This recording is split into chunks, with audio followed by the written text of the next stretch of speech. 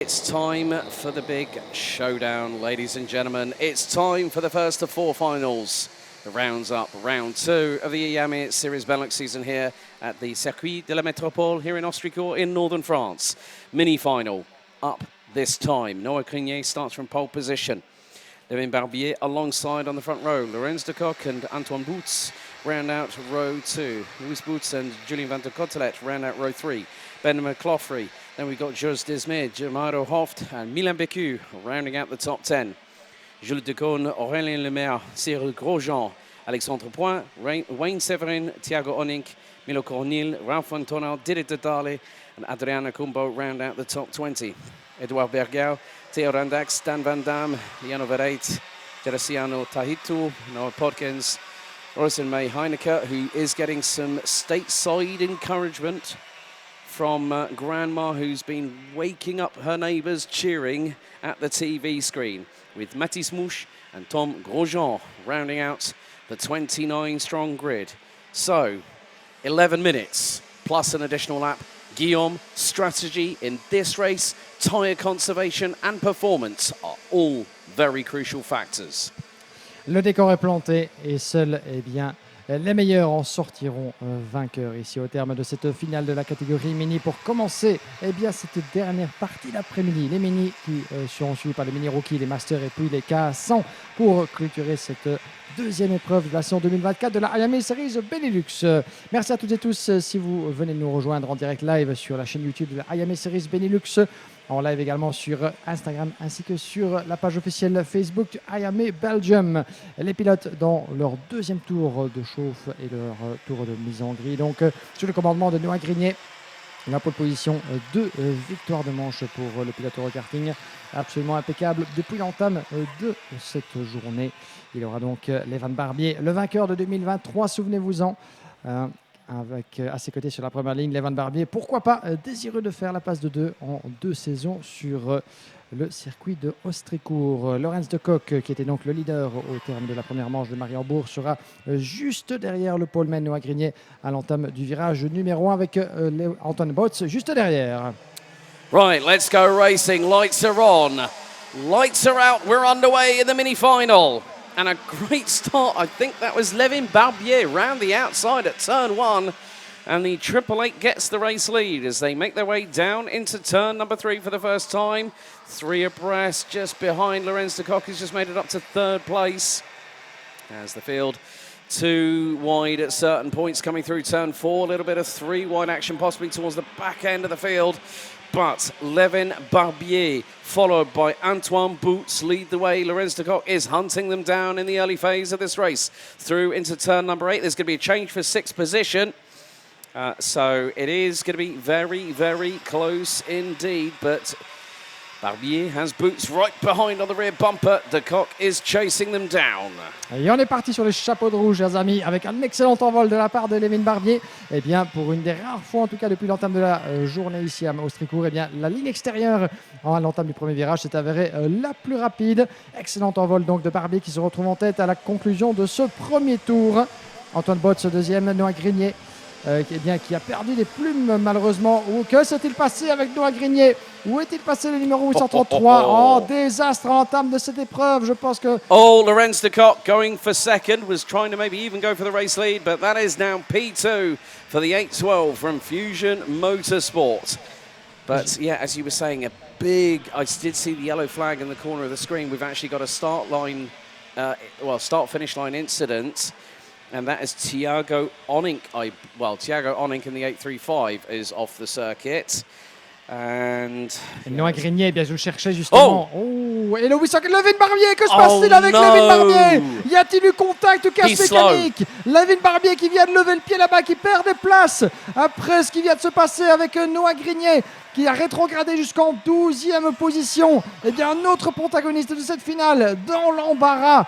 Que s'est-il donc passé pour Levin Barbier? Serait-ce un résultat de contact, une casse mécanique? On va revoir d'ici quelques instants le replay. No. It was a contact incident. Lorenz de Coq went up the inside through turn 8 and Barbier was bouncing up and down in the seat. I'm going to actually have a look again. They came through out of turn number 7 into turn 8. De Coq went for the move, tangles with the right rear, and that was very close for who was behind, but Yeah, that literally caused Levin Barbier to lose all that momentum. I think that might have, De Kock was going for the move, possibly racing incident, but that's down to the race control and stewards to decide. On verra ce que les officiels évidemment diront de cette séquence, mais Lorenz De Kock qui a ravi la deuxième position juste derrière Lewis Boats. Voilà, 1-2 de Fusion Motorsport avec Julian Van de Cotterley également. Là-bas, 3 pilotes du Falcon Racing Team, là-bas dans les 4 premiers. Lewis Boats, Lorenz De Kock, Julian Van de Cotterley et Ben McCaukley. Eh bien, quel entame de finale, chers amis, ici à Ostricourt. Nous avions perdu d'entrée de jeu, malheureusement, Thiago Honning. Et puis, des soucis aussi dans le tour d'ouverture pour notre poleman Noah Grignet, qui avait rétrogradé jusqu'en 12e position. Le voilà qui déjà est occupé à remonter le peloton tant bien que mal. Avec le meilleur tour en course pour Noah Grignet, 9e au précédent pointage. On va refaire le point sur les écarts ici, avec une première partie de top, évidemment.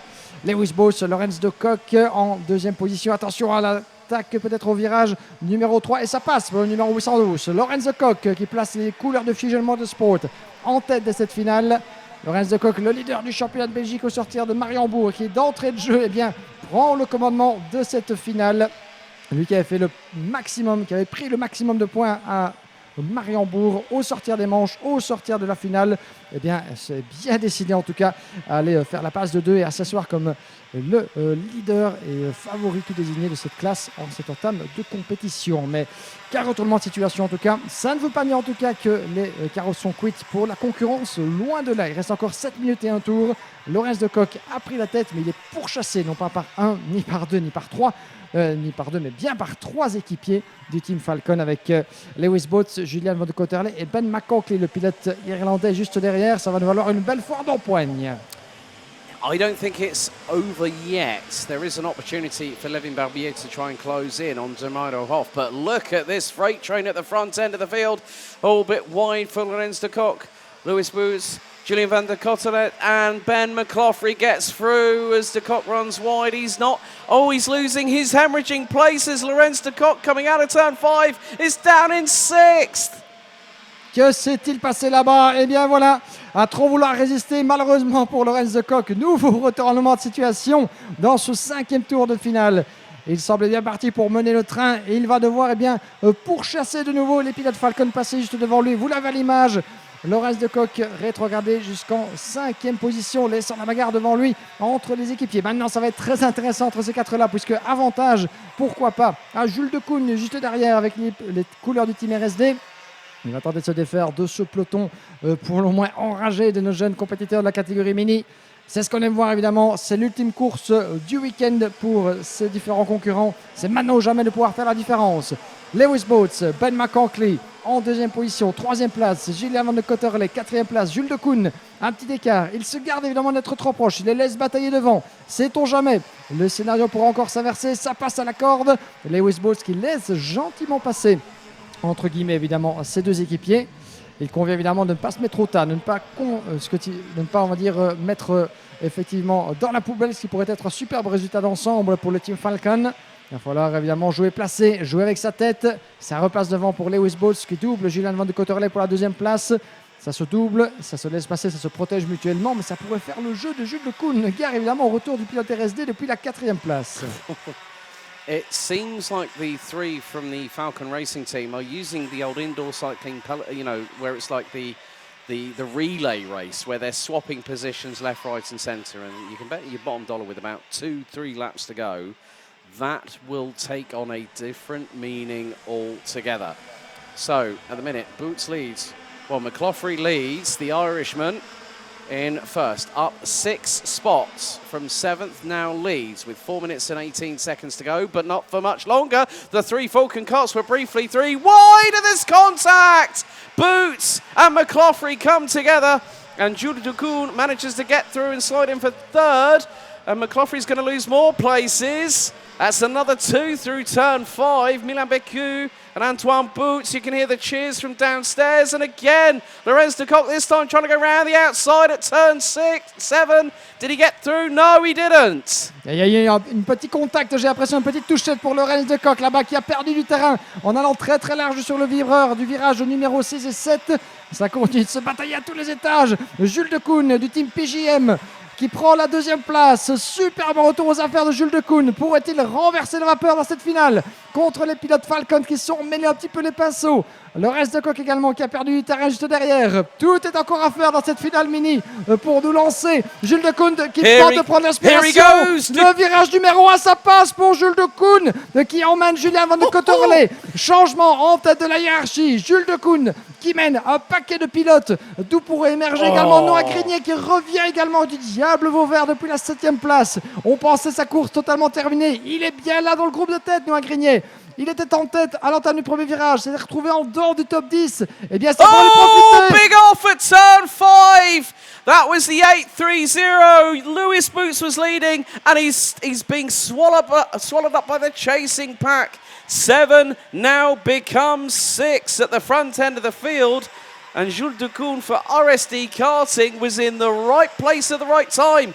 But Van der Cottelet from the Falcon Racing team, I think that's Antoine, and there's the change for the lead. Van der Cottelet gets through on Decoune through turn number 12. 2 minutes, 20 seconds to go, plus an additional lap. And again, there's a change for second out of the final corner. It's nearly 4 wide. Coming into turn number 1, and Van der Cottelet still leads. Decoune in second. Who's third in all this madness that's happening? De Kock's trying to go for 4th, and he's got it. And now they're trying to try and push and shove and battle for track real estate.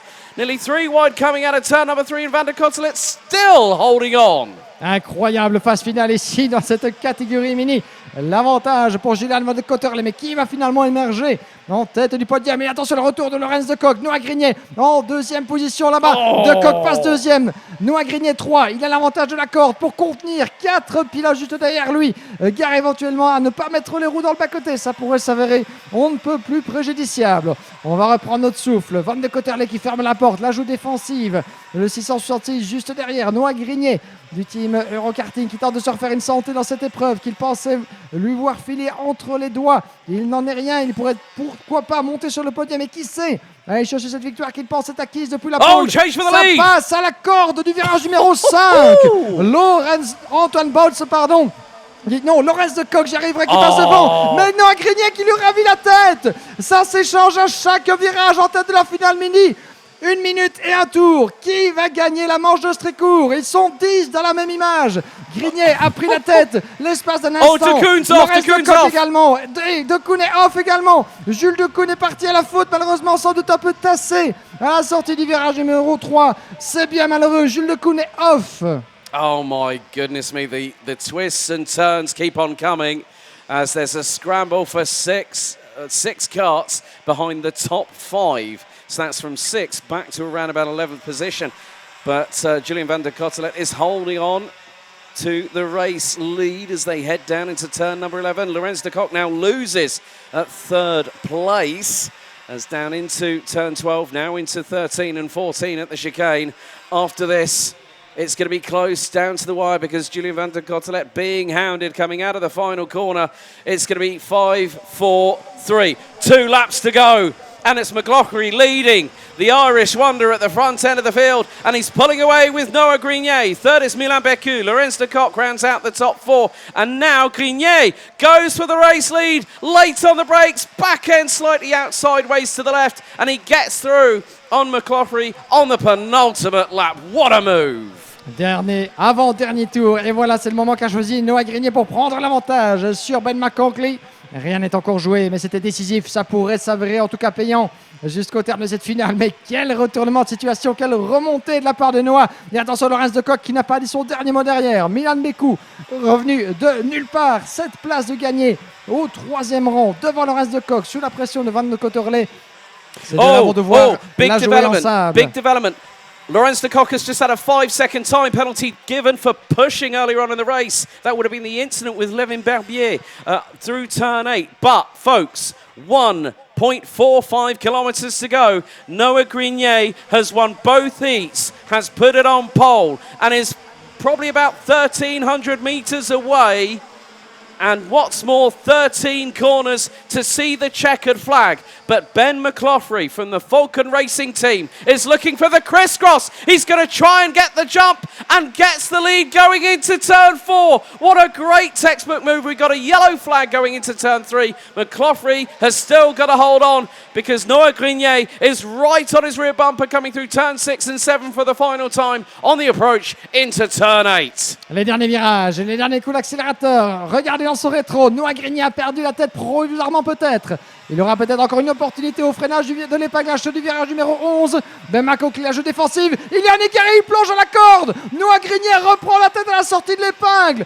Peut-il fermer cette porte de la chicane presque roue contre roue? Après être retombé 12e, va-t-il aller chercher cette victoire, Noah Grenier, et faire la feuille blanche au terme de ce week-end à Ostricourt? Oui, dans le dernier virage, un dernier coup d'accélérateur, le drapeau à damier, la victoire pour Noah Grenier. Eurokarting qui triomphe à Ostricourt, de justesse devant Ben McConkley, Milan Beku qui prend la 3e place. Mais quelle finale, chers amis! What a race! Et Noah Grenier, que l'on pensait perdu dans les méandres du classement et du peloton, revenu position après position. Il a serré les dents, il n'a jamais renoncé. Et dans le dernier tour, à 2 virages du but, eh bien, c'était assez pour aller ceindre les lauriers de la victoire à Ostricourt. Félicitations Noah Grenier qui gagne ici en Ostricourt pour la 2e week-end de saison 2024 par Iame Series Benelux. Well done, Noah Grenier got the jump. Ben McCloughery, close, but 4/10 in it at the flag. Milan Beku celebrating for the Eichmann's Grand Prix racing team across the line in P3. Julien van der Cotelet was leading, ends up P4 ahead of Louis Boots.